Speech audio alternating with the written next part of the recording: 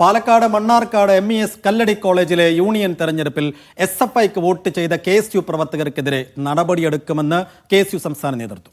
UUC vice chairman, general secretary എന്നീ general സീറ്റുകളിൽ KSU മത്സരിക്കും. ബാക്കി മുഴുവൻ ജനറൽ സീറ്റുകളിലും MSFും മത്സരിക്കാമെന്നാണ് MSF KSU സംസ്ഥാന നേതാക്കൾ ഉണ്ടാക്കിയ ധാരണ.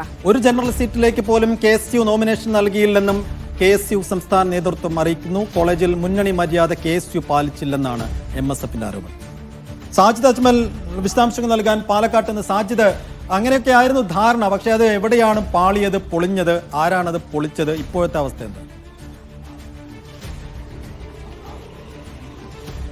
Saifuddin Jilsy, good morning. Mannarkkad MES Kalladi college പൊതുവെ പച്ചക്കോട്ട എന്നാണ് വിശേഷിപ്പിക്കാറുള്ളത്. MSFന് വലിയ ആധിപത്യമുള്ള ഒരു ക്യാമ്പസാണ്. ഈ ക്യാമ്പസിൽ ഇത്തവണ 10 വർഷങ്ങൾക്ക് ശേഷം SFI തിരിച്ചു പിടിച്ചിരിക്കുന്നു എന്നുള്ളതാണ്.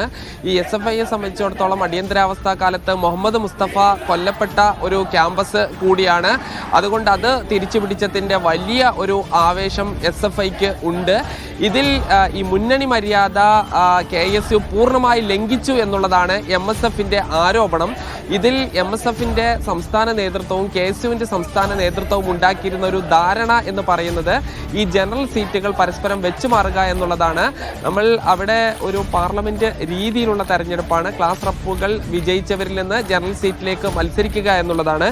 ഇങ്ങനെ ഈ എന്ന് KSU ആവശ്യപ്പെട്ടിരുന്നു. പക്ഷേ MSF ഇത് അംഗീകരിച്ചില്ല. പകരം UUC vice chairman, general secretary എന്നീ ജനറൽ സീറ്റുകളിൽ KSU മത്സരിക്കും.